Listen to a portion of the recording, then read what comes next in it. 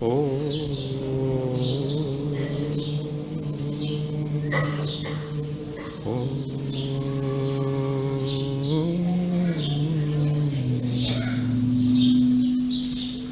मंगलमय मंगलकरण वीतराग विज्ञान नमो ताहि जाते भये अरहंतादिमगा जो विद्यादि सागर सुधी जो विद्यादि सागर सुधी गुरु हैं तैसी शुद्धात्म में निरत नित्य हितोपदेशी वे पाप ग्रीष्म ऋतु में जल हैं सयाने पूजूं उन्हें सतत केवल ज्ञान पाने पूजूं उन्हें सतत केवल ज्ञान पाने। बोले भगवान महावीर स्वामी की, आचार्य कुंद कुंद स्वामी की, आचार्य गुरुवर विद्यासागर मुनि महाराज।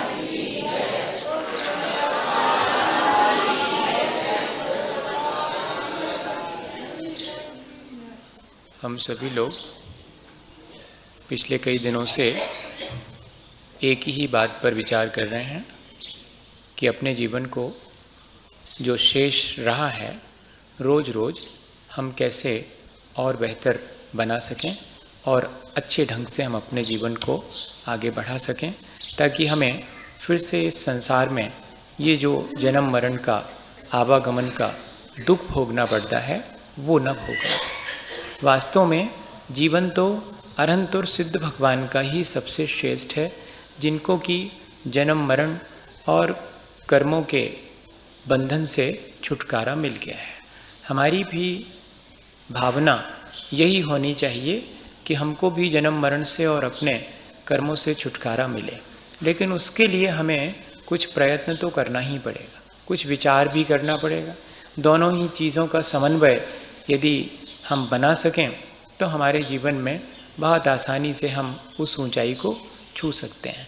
होता ये है कि हम लोग विचार कर लेते हैं, लेकिन उन विचारों के अनुरूप अपने जीवन में उनका क्रियान्वयन नहीं कर पाते, तब फिर वो विचार हमारे जीवन को जितना लाभ पहुंचाना चाहिए उतना लाभ नहीं पहुंचा पाते।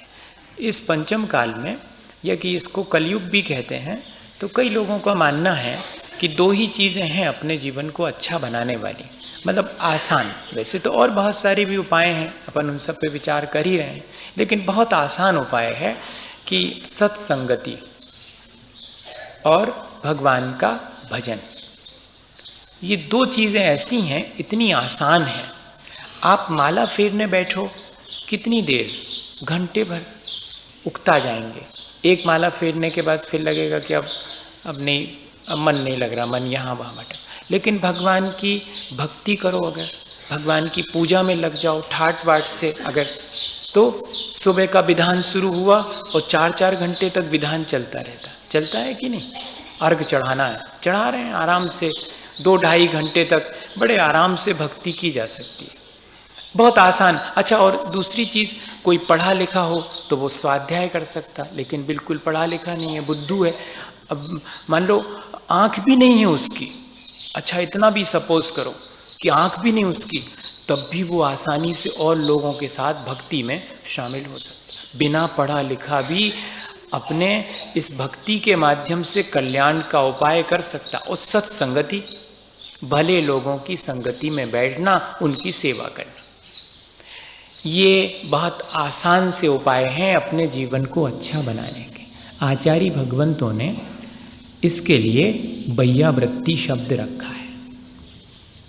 इससे तीर्थंकर प्रकृति भी बंधती है, ये एक तप भी है और ये श्रावक का एक धर्म भी है। देखो, तपस्या करेंगे मुनि महाराज, उनके लिए वैयावृत्ति तप के रूप में है, और व्रतों के रूप में पालन करेंगे श्रावक, इसलिए उनके लिए वैयावृत्ति नाम का शिक्षा व्रत है। कैसे साधु संगति और साधु जनों की सेवा और भगवान की संगति और भगवान की सेवा, इसका मौका कैसे मिले, इसके लिए एक व्रत ही रख दिया साधु के जीवन में, श्रावक के जीवन में, और साधु को कहा कि तुम यदि ऐसा करते हो तो ये तुम्हारी तपस्या है। और अगर कोई चाहे कि सबका नेता बनना है, आज वैसे भी सब लोग नेता बनना चाहते है ना, अभी कह रहे थे कि राजस्थान के एक नेता बन गए बहुत यहीं के, है ना, तो अपन बनना चाहें अगर तो अपने यहाँ तो कहते हैं कि हम तो आपको नेता बनने के उपाय बता सकते हैं। आचार्य भगवंत नेता बनने के उपाय बताते, कौन से वाले नेता? मोक्ष मार्गस्य नेतारम। मोक्ष मार्ग के अगर नेता बनना चाहते हो, तीर्थंकर बनना चाहते हैं अगर मोक्ष मार्ग के, तो उसके 16 कारण भावनाओं में साधु समाधि या वैयाव्रत इस तरह की एक भावना रखी है जिससे कि हम नेता बन सकते हैं, मोक्ष मार्ग के प्रवर्तक बन सकते हैं। तो ये बहुत महत्वपूर्ण चीज़ है, साधु संगति और साधु जनों की सेवा और भगवान की भक्ति या भगवान की सेवा। अब भगवान की सेवा का ढंग अलग है, उनकी पूजा करना ही उनकी सेवा है।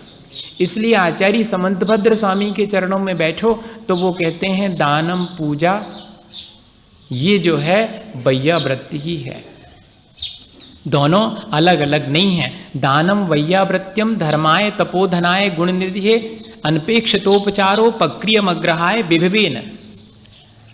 आप 4 प्रकार का दान दो और साधु जनों की सेवा करो, यही श्रावक के लिए वैयाव्रत नाम का व्रत है। ये उसे व्रत की तरह, संकल्प की तरह कि मैं तो यह संकल्प लेता हूँ जीवन भर साधु जनों की, सज्जनों की सेवा करूँगा और उनके द्वारा अपने जीवन को अच्छा बनाने की शिक्षा ग्रहण करूँगा। जिस व्यक्ति की संगति करते हैं उस व्यक्ति से वैसी शिक्षा मिलती है। भले व्यक्ति की संगति करेंगे भली शिक्षा मिलेगी, सब जानते हैं। खोटे व्यक्ति के, जिस व्यक्ति की संगति करते हैं उस व्यक्ति से वैसी शिक्षा मिलती है।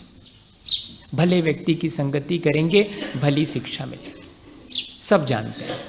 खोटे व्यक्ति के साथ में बैठेंगे तो कि समथिंग इज रॉन्ग, कुछ गड़बड़ है मामला है, क्यों? उसकी संगति का असर पड़ेगा। पानी अगर धूल में गिर जाए तो वही पानी कीचड़ बन जाता, और अगर गन्ने के पेड़ में गिरे तो मीठा हो जाता, और नीम के पेड़ में गिरे तो कड़वा हो गया वही, और अगर वो सीप में गिर जाए तो, ये सब जानते हैं। कहते बढ़िया से सबने बता दिया, हम तो सोच रहे थे हम ही अकेले को मालूम, सबको मालूम। लेकिन मज़ा यही है अपने साथ में कि इतना जानने के बाद भी अपने जीवन को धूल में ही गिरा देते हैं। किसी सीप में मोती बनाने के लिए भी हमारे पास सामर्थ्य है, वैसा विचार नहीं करते हैं। बस इतना ही फर्क है। अपने को ये विचार करना चाहिए कि मेरे जीवन को मुझे यदि अच्छा बनाना है तो मुझे संगति भी अच्छे लोगों की ही करना चाहिए, जिससे कि मेरे अच्छे बनने के लिए मुझे हमेशा प्रोत्साहन मिलता रहे।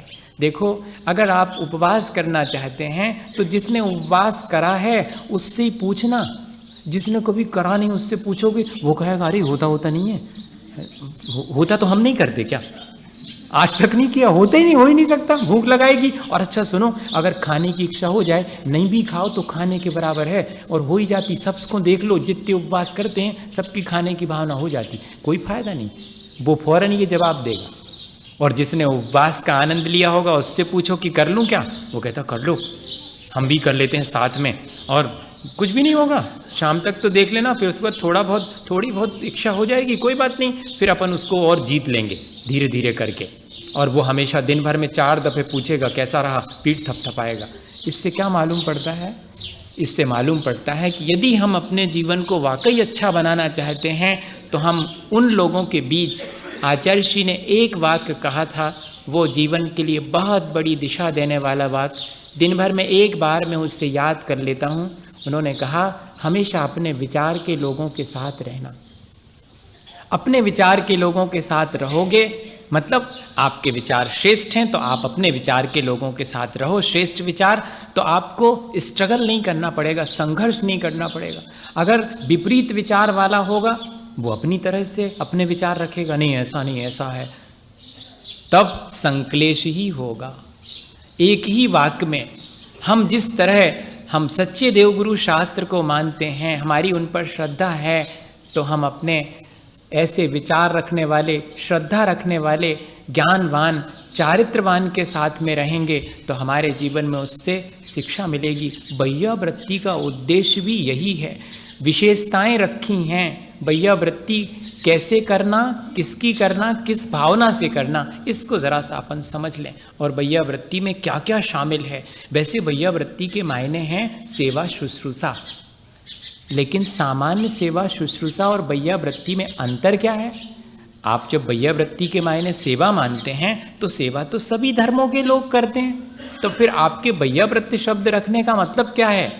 तब फिर क्या कह रहे हैं? धर्माय, तपोधनाय, गुण निधिये, अनपेक्षतोपचारो पक्रिय अग्रहाय बैयावृत्यम। बैयावृत्ति के मायने ये नहीं है कि जिस चाहे की सेवा करने लगो। हाँ, बैयावृत्ति के मायने हैं तपोधनाय, गुण निधिये, अग्रहाय। सेवा तो करूँगा, लेकिन किसकी? तप ही है धन जिनका, ऐसे तपोधनों की सेवा करूँगा। तप के मायने क्या है? जो कि जाकर के धूप में खड़े हों, वो तपस्वी। इच्छा निरोधः तपः, जिसने अपनी सांसारिक इच्छाओं को जीत लिया है वो तपस्वी है, उसकी मैं सेवा करूँगा। और गुण निधिये, गुण कौन से हैं सबसे श्रेष्ठ? सम्यक दर्शन, ज्ञान, चारित्र, यही 3 गुण हैं। ये गुण जिसके पास में होंगे मैं उसकी सेवा करूँगा। और अग्रहाय, ग्रह त्यागी होना चाहिए। 3 विशेषताएं जिसकी हैं, देखो तो अच्छी बात अपन कर रहे हैं, उसकी तरफ ध्यान नहीं है, और एक सामान्य कोई व्यक्ति आके स्थान ढूंढ रहा है, उसकी तरफ ध्यान है। इतना कच्चा तो अपना ध्यान है, अपना डिवोशन जो यहीं देखने में, मैं तो देखता रहता हूँ, ऑब्जर्वेशन करना अपने को मज़ा आता है ऑब्जर्वेशन करने में, कि देखो अभी के अभी कितना कच्चा मन है। अच्छा, मेरा मन भी चला गया। ऐसा नहीं है कि आप ही का, अपन सबका। तब तो ये बात कही मैंने, अपनी वो बात छोड़ करके। इतना अपन का संस्कार है संसार का, व्यर्थ की बातों में, निरर्थक बातों में इतना आदत है चले जाने की, जो सार्थक है जीवन के लिए उसकी तरफ झट से मन नहीं जाता। इसी आदत को सुधारने बैठे हैं रोज रोज अपन, कि ये किसी तरह सुधरे तो कितनी मजबूती से हमारे साथ ये चीज़ जुड़ गई है। 3 विशेषताएं जिसकी हों उसके चरणों में बैठकर उसकी सेवा शुश्रूषा करना, जो तपोधन हैं, सम्यक दर्शन, ज्ञान, चारित्र अर्थात रत्नत्रय से युक्त हैं, और अग्रहाय अर्थात जो ग्रह त्यागी हैं, ऐसे तपस्वी जनों की बैयावृत्ति काहे के लिए करना? धर्माय, धर्म के लिए, धर्म की वृद्धि हो इसके लिए। और एक विशेषता दी हुई है कि अपने स्वयं के जीवन में धर्म प्राप्त करने की भावना से। धर्माय, रत्नत्रय की सेवा कर रहे हैं ताकि मुझे भी रत्नत्रय की प्राप्ति हो। सेवा रत्नत्रय की करना है, लेकिन किस लिए करना है? मुझे भी वैसी ही श्रद्धा प्राप्त हो। देखो इनकी कैसी श्रद्धा है, देखो इनका कैसा ज्ञान है, जरा बैठें तो इनके चरणों में, जरा इनके पैर दबा देवें, थोड़ी श्रद्धा हमारे भीतर भी आ जाए, थोड़ा ज्ञान हमको मिल जाए। फ्री में मिल जाता है, हाँ, कुछ करना नहीं पड़ता। सेवा करने से आसानी से ये सारी चीज़ें प्राप्त हो जाती हैं। और फिर कह रहे हैं अनपेक्षतोपचार उपक्रिय। उपचार और उपक्रिय के बड़े अच्छे अर्थ दिए हैं। रत्न शाब्काचार्य की अपेक्षा बता रहा हूँ, अभी अपन इसमें भी देखेंगे समण सुत्तम में, क्योंकि वो संकलन ग्रंथ है, उसमें और भी ग्रंथों से संकलित करके लिखा है कि किस तरह की है। उसमें विशेष रूप से अतिथि संविभाग को महत्व दिया है। ये थोड़ा सा मैं भूल गया क्लियर करना, फिर अपन उसको करते हैं। बैयावृत्ति और अतिथि संविभाग दोनों बातें एक ही हैं। कहीं कहीं पर शावक के शिक्षा व्रत में अतिथि संविभाग रखा है, लेकिन सिर्फ एकमात्र समंतभद्र स्वामी हैं, बड़े दार्शनिक थे, बड़े फिलॉसफिकल नेचर के थे। हाँ, उन्होंने भक्ति भी करी तो बड़ी फिलॉसफी के साथ भक्ति करी। तर्क संगत श्रद्धा, बहुत मुश्किल है तर्क संगत श्रद्धा होना, भोली भाली श्रद्धा तो होती है, लेकिन कोई तर्कवान व्यक्ति भी श्रद्धालु हो सकता और इतना मजबूत कि जो कहे कि प्रणाम करूंगा तो मेरी जिम्मेदारी नहीं है, भगवान प्रकट हो जाएं तो। हाँ, आप मेरा सिर जहाँ झुकाएंगे वहाँ भगवान पैदा हो जाएंगे, चाहे जहाँ झुकाने को कहो झुका दूंगा, लेकिन भगवान पैदा हो जाएंगे। और वाकई में जब उन्होंने सिर झुकाया था तो चंदा प्रभु भगवान प्रकट हो गए। ऐसी तो भक्ति उनकी। वो लॉजिक, वो कह रहे हैं कि अतिथि संविभाग की अपेक्षा बैया व्रत ज़्यादा श्रेष्ठ है। सिर्फ उन्होंने ही अतिथि संविभाग की जगह श्रावक के लिए बैया व्रत नाम का एक शिक्षा व्रत रखा, क्योंकि बैया व्रत में सेवा शुश्रूषा भी शामिल है, अतिथि संविभाग में तो आहार इत्यादि दान की ही बात है। बैया व्रत में सेवा भी और दान भी, चारों प्रकार का दान भी और सेवा भी, इसलिए बैया व्रती शब्द ब्रॉड है। अतिथि संविभाग की चर्चा अपन इसमें से करेंगे कि किस तरह दान देने से हमारे जीवन में अच्छाइयाँ अपने आप आने लगती हैं। देने से कोई चीज़ आ जाए, देखो तो उल्टा मामला है। ऐसा लगता है हम दे रहे हैं और हमारा जीवन अच्छा हो रहा है। हम तो सोच रहे थे कि ये चीज़ें हमारे पास आ जाएंगी तो हमारा जीवन अच्छा हो जाए। तो बैया व्रत में दो शब्द और रखे कि कैसे करना। उपचार, उपचार के मायने हैं मैं इनकी सेवा करूंगा तो मुझे यश और वैभव की प्राप्ति होगी, ऐसी भावना रख के नहीं करना। हाँ, मेरे चौके में पहले दिन आहार हो जाएंगे तो क्या मज़ा आएगा, फिर लोगों से कहूँगा देखा, ऐसी भावना नहीं। मुझे कोई यश नहीं चाहिए, न मुझे कोई वैभव चाहिए, और इतने ही उपक्रिय अनपेक्षतः, और मुझे मुनि महाराज से भी कोई मंत्र तंत्र इत्यादि नहीं चाहिए, न मुझे संसार से यश और वैभव चाहिए इस सेवा के फलस्वरूप, न जिनकी सेवा कर रहा हूं उनसे किसी प्रति उपकार की मेरे अंदर भावना है कि महाराज को अगर खुश कर लूंगा तो कोई एक मंत्र बता देंगे और लिख के दे देंगे और धरा नहीं तिजोरी में और भर गई तिजोरी। हाँ, महाराज जी का नाम हमने सुना है, बहुत है उनका, बड़ा प्रभाव है, और वो अगर लिख करके कुछ दे दें और धर दिया अपन ने तिजोरी में तो कभी खाली नहीं होने वाली। ऐसी भावना से सेवा करने का कोई अर्थ नहीं। हाँ, न प्रतिदान न प्रति उपकार। इसलिए आचार्य भगवंतों ने और फिर कह रहे हैं विभवेन। विभवेन के मायने क्या है? जैसी विधि है वैसी विधि, और जैसा द्रव्य देना चाहिए वैसा विधि, द्रव्य दात्री पात्र विशेषा तद विशेषा।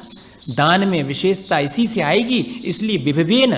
और इतना ही नहीं, अत्यंत उत्साह के साथ, समस्त वैभव के साथ, अर्थात दिखाने के लिए नहीं, समस्त वैभव के साथ। अर्थ ऐसा निकलता विभवेन नहीं, लेकिन ऐसा अर्थ नहीं निकाला आचार्यों ने। विभवेन अर्थात अपने उत्साह के साथ, अपने पूरे परिवार के साथ मैं दान की प्रक्रिया में शामिल होऊं। और इतना ही नहीं, मैं जैसी विधि है, जैसा द्रव्य देना चाहिए वैसा मैं दूंगा। ये इतनी बातें बैया वृत्ति में श्रावक को ध्यान रखने की हैं। एक व्यक्ति नैनागिर में आए, हम उस समय छुटलक बने ही बने थे, हमको कितना महीने भर भी नहीं हुआ होगा, और उनने पैर दबाए। रात का समय था, खूब देर तक वो दबाते रहे। अब हमने सोचा, 2-3 बार हमने हाथ से ऐसा किया कि बस मतलब, लेकिन वो और दबाते रहे। अब कोई बात नहीं, हमने कहा ठीक है कर लो, थोड़ी देर तो शांति मिली, फिर तो अशांति ही हो गई। कई बार ऐसा हो जाता कि ज़्यादा दब जाएं तो प्राण और लगे। पहले दर्द नहीं हो रहा था और दबने से दर्द होने लगे, लेकिन अब झेलो, उसको भी सहन करना पड़ेगा हैं। अब दूसरे दिन अच्छा, और पैर ज़्यादा दब गए तो थकान सी आ गई, थकान आ गई तो निद्रा का भाव होने लगा।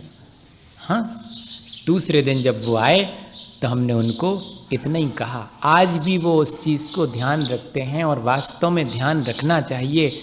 बैया वृत्ति के मायने ये नहीं है कि मैं महाराज की ऐसी सेवा कर दूं जिससे महाराज को आराम लग जाए और वे सो जाएं। बैया वृत्ति के मायने ये है कि वे 2 माला और ज़्यादा फेर सकें, आधे घंटे और धर्म ध्यान कर सकें, ऐसी सेवा कर दो। थक गए होंगे धर्म ध्यान करते करते, सवेरे से माला फेर रहे हैं, थोड़े पैर दबा दो जिससे कि और ज़्यादा उनको सुविधा हो जाए। ये एक ये है विभवेन का अर्थ।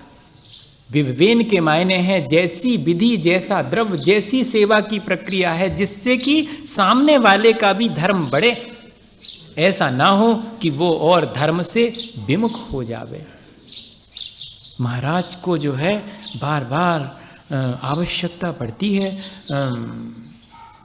अब वो नहीं कहते हैं, गड़बड़ हो जाए, नहीं तो कोई समझेगा कि किसी दूसरे महाराज को क्रिटिसाइज़ कर रहे हैं। मैं तो बचना चाहता हूँ, कान पकड़ लेता हूँ, फौरन नहीं कहूँगा, अब वो मुझ में आने वाला था। ऐसी सेवा नहीं करना, इससे आप समझ लो कोई भी चीज़ हो अपन उसको दूसरी तरह ले लें। कैसे कि अब रोज़ रोज़ आप अगर हाथ पर रसगुल्ला रखोगे, सपोज करो, गरिष्ठ चीज़ें रोज़ रोज़ एक आध दिन अपने यहाँ बनती हैं जब पावन का दिन होता है, और महाराज जी तो रोज़ ही अतिथि हैं, महाराज तो रोज़ ही मेहमान हैं, जिसके घर में जाएंगे उसके यहाँ मेहमान हैं। और रोज़ अगर लुचई खान लगें, लुचई कहते बुंदेलखंड में पुड़ी को रोज़ अगर पुड़ी और मिष्ठान के भोजन होने लगें तो क्या स्थिति बनेगी? धर्म नहीं हो पाएगा। इसलिए श्रावक विवेक रखता है इस बात का कि मेरा द्रव्य इस तरह का मुझे देना है जिससे कि उनकी साधना और तपस्या बढ़े। मुझे जिद करके उनको ऐसी कोई चीज नहीं देनी जिससे वो अस्वस्थ हो जाएं या उनकी साधना में बाधा आ जावे। इतनी सावधानी रख, इसको कहते विभवेन। और विधि जिस तरह की वो चाहते हैं उस तरह की विधि पूरी श्रद्धा के साथ, पूरे विवेक के साथ, शिथिलता ना आवे। शुद्धि का जैसा विचार रखना चाहिए वैसा नहीं, अरे सब चलता है, ऐसा नहीं। मैं अपनी तरफ से तो पूरी शुद्धि रखूं, मैं जैसी विधि है वैसा करूं। आहार की भी शुद्धि।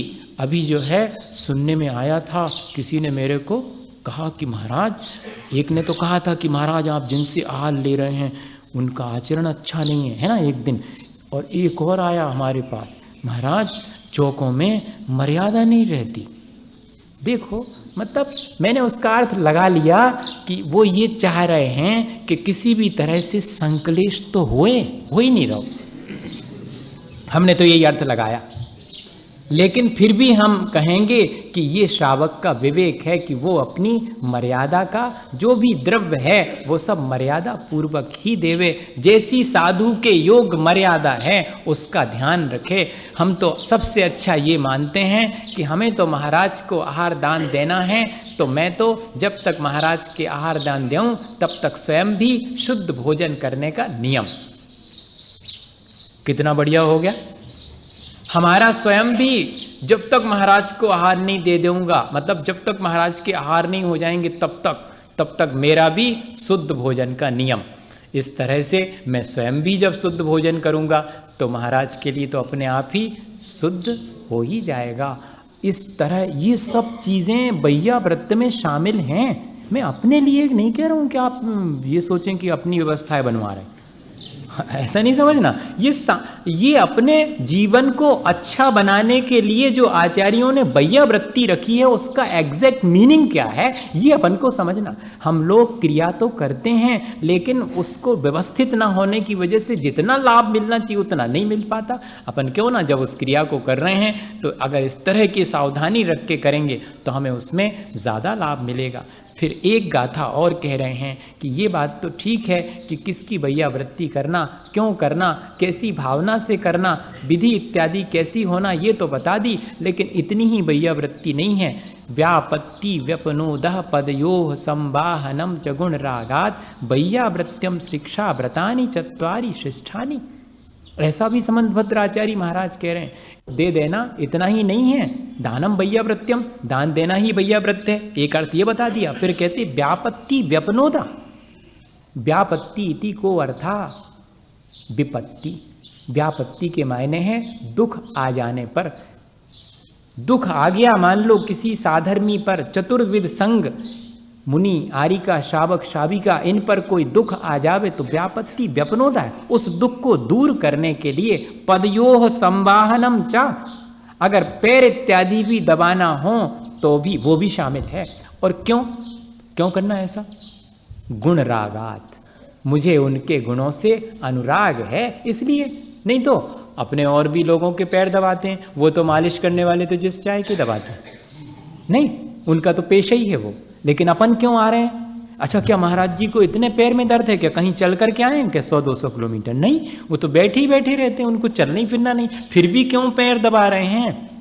गुण रागात, मेरा उनके गुणों के प्रति अनुराग है। क्या करूं? लाओ तो महाराज थोड़ा पैर ही दबा देवें धीरे धीरे, जैसे आप, और थोड़ी देर बैठने, उस बहाने आपको छूने का अवसर मिल जाएगा, भगवान के स्पर्श करने का अवसर मिलता है अभिषेक के समय, वही भगवान की सेवा है।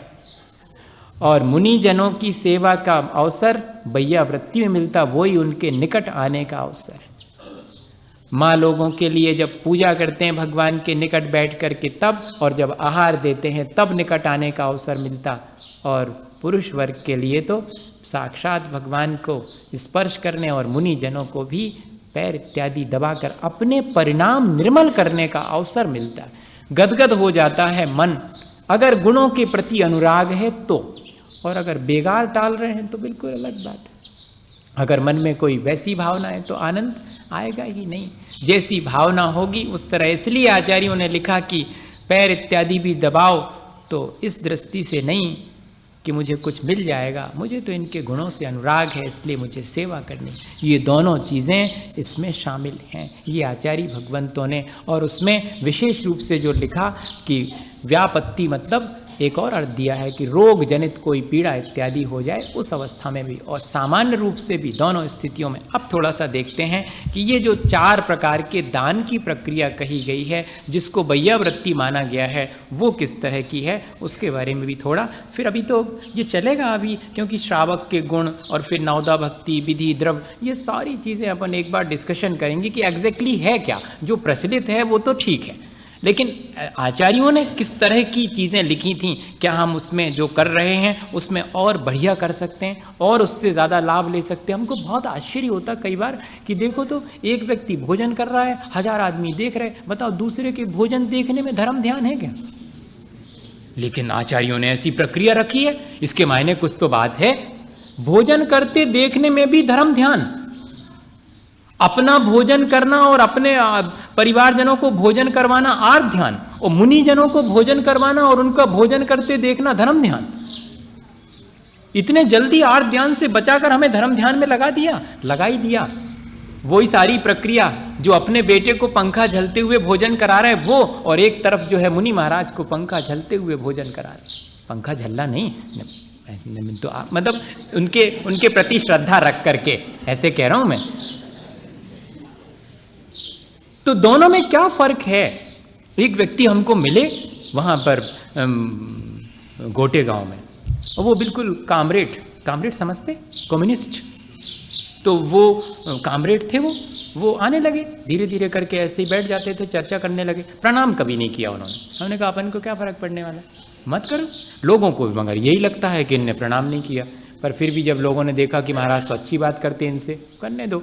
2 महीने के बाद एक दिन जो है उन्होंने कहा नमोस्तु स्वामी।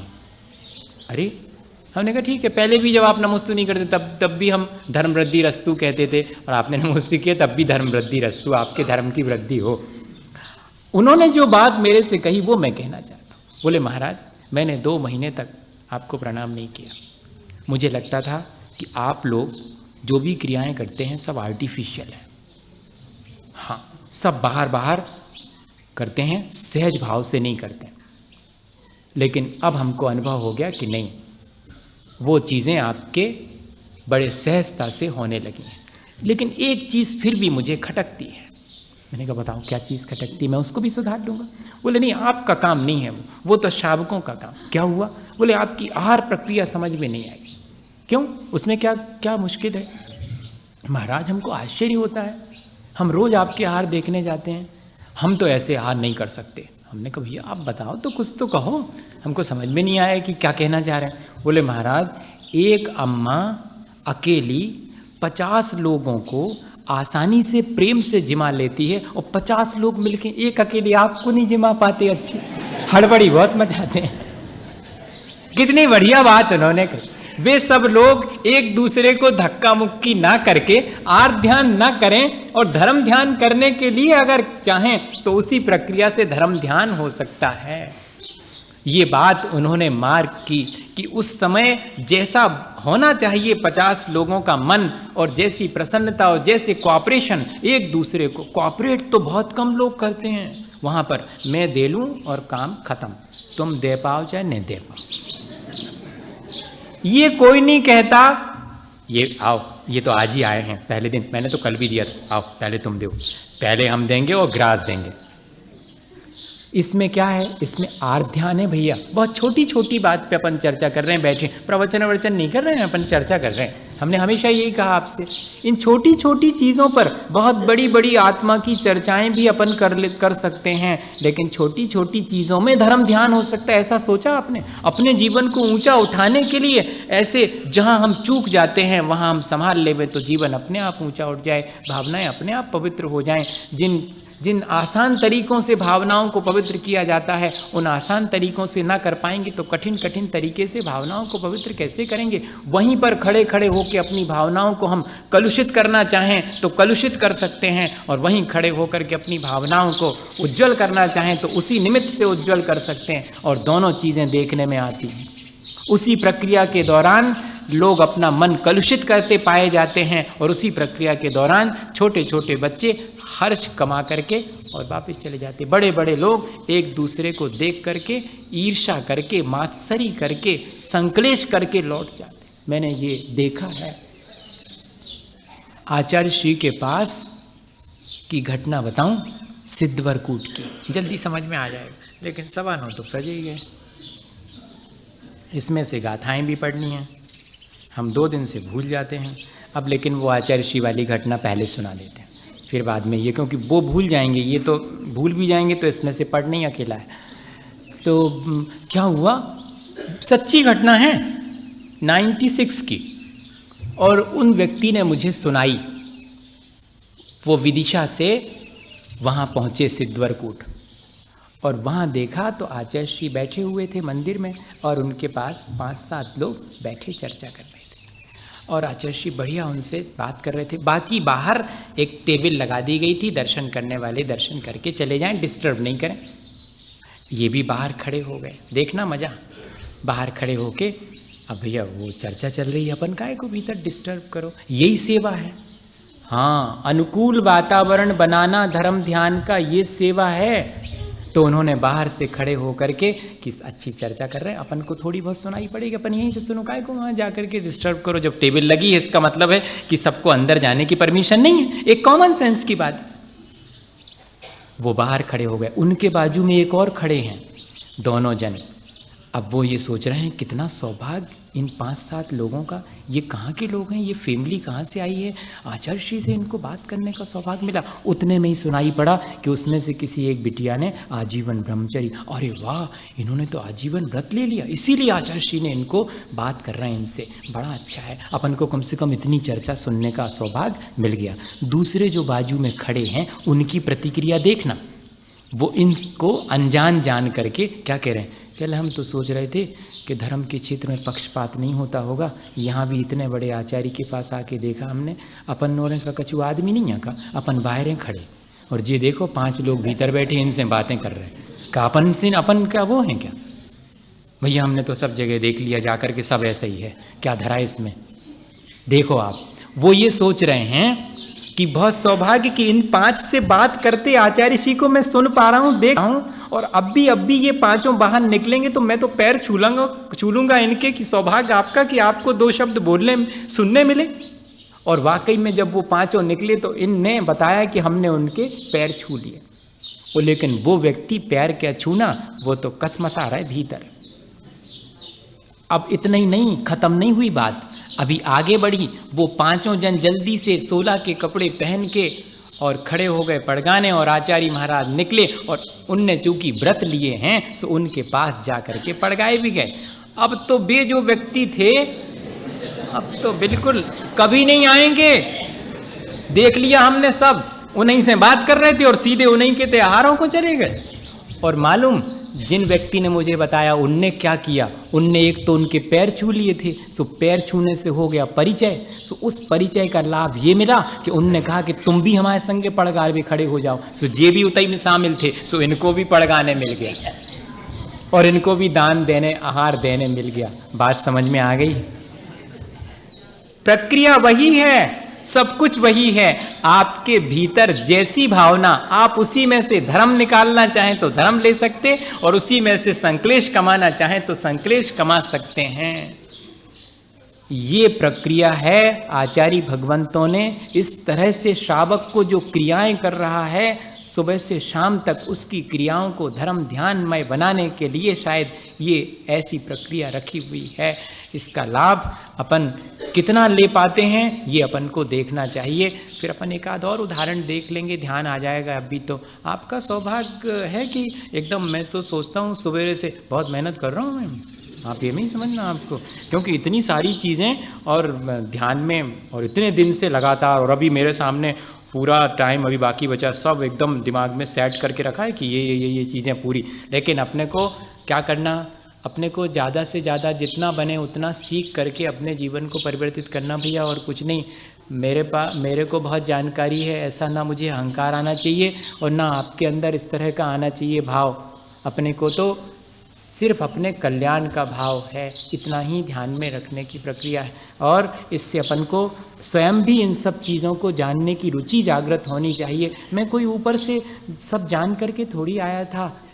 मुझे संस्कृत नहीं आती थी, मैं आज आचार्य को हमेशा जब भी संस्कृत पढ़ता हूँ, कोई भी वाक्य पढ़ता हूँ और उसका अर्थ समझाता हूँ, फ़ौरन याद आ जाता कि कैसे उन्होंने स्लेट पेंसिल लेकर के पहले ही दिन स्लेट पेंसिल आई थी कि लिखो छोटा आ धन छोटा बराबर बड़ा आ, संधि, स्वर संधि। यहाँ से पढ़ाना शुरू किया, 1 साल तक लगातार, 1 साल तक संस्कृत। बस अब तुम्हें किसी से नहीं पढ़ना पड़ेगा, कम से कम पढ़ तो सकोगे, अर्थ निकाल सकोगे, बस इतना ही, और ज़्यादा नहीं करना। लिखने लिखने का बहुत लिखा है आचार्यों ने संस्कृत में, बस उनके अर्थ लगा सको और अपना कल्याण कर सको, इतना ही पर्याप्त। ये शिक्षा भी लेना भैया। इन ग्रंथों को बीच बीच में इसलिए कोट करता हूँ कि ये सब आचार्य भगवंतों ने उपकार करके अपन को भी इसमें रुचि ले करके और पढ़ना चाहिए। जब और बहुत सी चीज़ें पढ़ते हैं तो ये 2-3 गाथाएं, इनका अर्थ अपन देखें। अन्नायिनम शुद्धानम कप्पनिचान देश काल जुत्तम दानम जैन मुचियम गिहीन शिक्षावयम भणियम। प्राकृत भाषा में ये लिखा, आचार्य महाराज ने हिंदी किया। 2 शुद्ध अन्न यति को समयानुकूल देशानुकूल प्रतिकूल कभी न भूल। तो संविभाग अतिथि व्रतयों बनेगा रे स्वर्ग मोक्ष क्रमवार अवश्य देगा। यदि हम सबसे पहले क्यों ये लिखा, 4 प्रकार के दान में सबसे श्रेष्ठ दान सभी आचार्यों ने एक मत से कहा है आहार दान। 4 प्रकार के में सब आचार्य एक मत हैं और वो कहते हैं कि आहार दान ही सबसे श्रेष्ठ है। कल शाम को भी मैंने कहा था, आचार्य भगवंतों ने तो यहाँ तक लिखा कि आहार क्या दिया, मानो मोक्ष मार्ग दे दिया, क्योंकि उसके द्वारा एक एक ग्रास के द्वारा पूरे दिन धर्म ध्यान होने वाला। वही अगर सामान्य व्यक्ति ग्रहण करे तो क्या करेगा, दिन भर राग द्वेष करेगा। और वही व्यक्ति अगर चतुर्विध संघ में मुनि आर्य का श्रावक श्राविका के द्वारा ग्रहण किया जाए तो वही धर्म ध्यान में निमित्त बन जाता है। इसलिए कह रहे हैं कि शुद्ध आहार दान देना चाहिए यतिजनों को। कैसे, समयानुकूल देशानुकूल, प्रतिकूल कभी भी नहीं, प्रकृति के विरुद्ध नहीं देना। ये अतिथि संविभाग है। इससे क्या होगा, इससे पहले स्वर्ग मिलेगा, फिर मुक्ति भी होएगी क्रमवार। स्वर्ग और मोक्ष दोनों परंपरा से यह दान मुक्ति का कारण है। साक्षात भी कारण तो नहीं बनेगा, परंपरा से निर्वाण का कारण बनेगा, पुण्य का इससे अर्जन होगा। इस तरह यदि हम अपने जीवन में इस प्रक्रिया को और आगे बढ़ाएंगे, समझेंगे एक एक चीज़। पर आज अपन ने यह समझ लिया कि हमें गुणों के अनुराग से सेवा करनी है और अपने गुण बढ़ाने के लिए सेवा करनी है, और सेवा की जो विधि है, प्रक्रिया है, उसके अनुरूप सेवा करनी है। और सेवा करते समय अपने परिणाम हमेशा टटोलते रहना है कि मैं अपने परिणामों को इतनी देर के लिए निर्मल कर पाया कि नहीं। आचार्य महाराज हमेशा कहते कि मुझे बहुत संकोच लगता है पैर दबवाने में। क्या दबवाना, रोज रोज बड़े बड़े लोग आते हैं वो पैर दबाने लगते। कहते फिर ये सोच करके, मुझे तो आवश्यकता नहीं, पर ये सोच के कि इनका धर्म ध्यान होगा, इतने आधे घंटे यहाँ बैठे हैं, उतना आधे घंटे तो कम से कम धर्म ध्यान होगा, नहीं तो बाहर कहीं पान की दुकान पर या कहीं किसी बैठे हुए गप्पा सप्पा करते रात में, और क्या करते। और इस बहाने कम से कम उतना धर्म ध्यान, जैसी संगति करेंगे वैसा जो है हमें उसका लाभ मिलेगा। हमें कभी भी लेकिन ये भावना नहीं रखनी चाहिए कि इनसे हमें प्रति उपकार के रूप में कुछ मिले। अगर मांगना भी है तो क्या मांगेंगे? परिणामों की निर्मलता मांगेंगे, हमारा जीवन अच्छा बने, यही हम आपकी सेवा से चाहते हैं। एक बार कैसा हुआ कि वो क्या बोलते हैं, किसी व्यक्ति के यहाँ पर और बेटा नहीं था, तो उन्होंने भगवान से बहुत प्रार्थना करी, गुरुजनों से प्रार्थना करी कि भगवान हमको बेटा हो जाए, हमको इतनी उम्र हो गई हमारी, 50-60 साल के हो गए, अभी तक हमारे पुत्र ही नहीं हुआ, हो जाता ऐसा। और ऐसा संयोग देखो, उनके किसी साता कर्म का उदय आ गया होगा जिसकी वजह से उनके पुत्र हो भी गया इतनी उम्र के बाद भी। अब देखना, लेकिन पुत्र तो हुआ पर उसकी दोनों आँखें रोशनी से विहीन थीं, अंधा हुआ।